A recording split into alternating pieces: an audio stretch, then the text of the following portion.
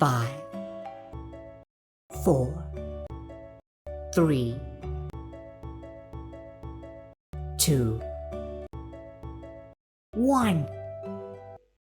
Mr. Chairman, sir, at the very outset, let me express my regrets that there is such a delay in replying to the debate on the rise in prices.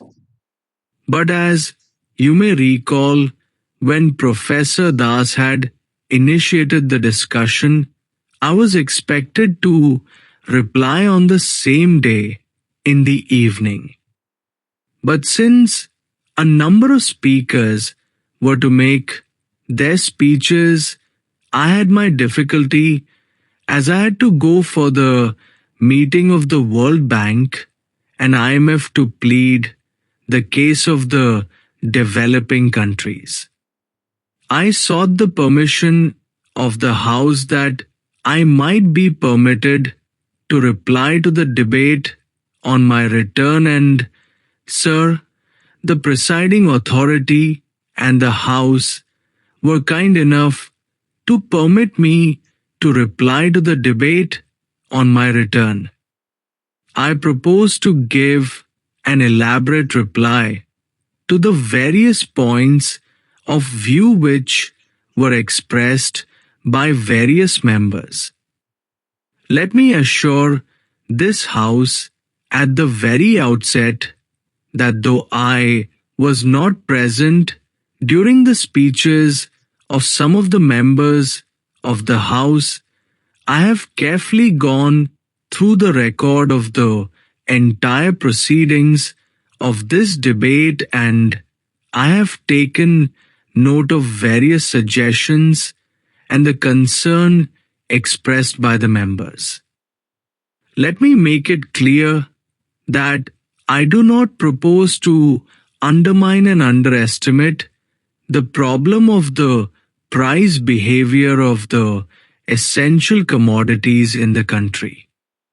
I also deeply appreciate the serious concern expressed by members on both sides of the House regarding the price behavior of various commodities.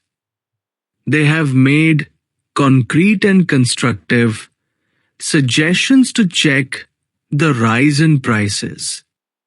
I shall take note of it and also try to place before the House the viewpoint regarding various steps that are being taken. In the beginning, let me point out to the House that before the behavior of the price manifested itself in a particular form, the House should consider the various constraints that existed while we tried to conduct and manage the economy in a specific direction. On 1st December 1999, unfortunately, the deficit was of the order of 13,800 crores rupees, and by the end of December, it was of the order of 11,800 crores rupees.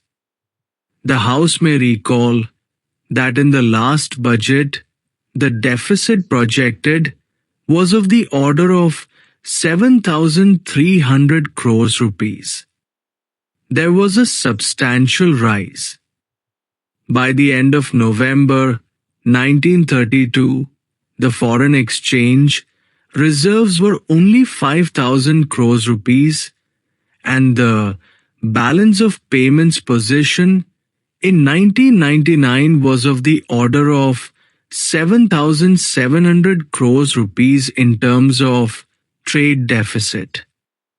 The inflationary rate at that time was almost 8%. That is, on the annual basis, under these constraints, we had to start functioning, and as a result of that, certain pressures on our economy were visible right from the very beginning. Sir, I would like to refer to the post-budget situation. I cannot pass on the entire responsibility and burden on what happened in the previous government. I must fully take up the responsibility of the post-budget situation, and I would like to place before you what were the alternatives that were available in the face of such an alarming situation when the country had to face various severe financial and economic constraints. Sir, almost all the economists, almost all the trade unionists, leaders of Kisan movement, all of them had warned before the presentation of the budget that unless you are able to restrain the deficit to a great extent, you will not be able to check inflation in a longer range. Therefore, the first important task was to see that the deficit is restrained to as small value as possible. There were two possibilities.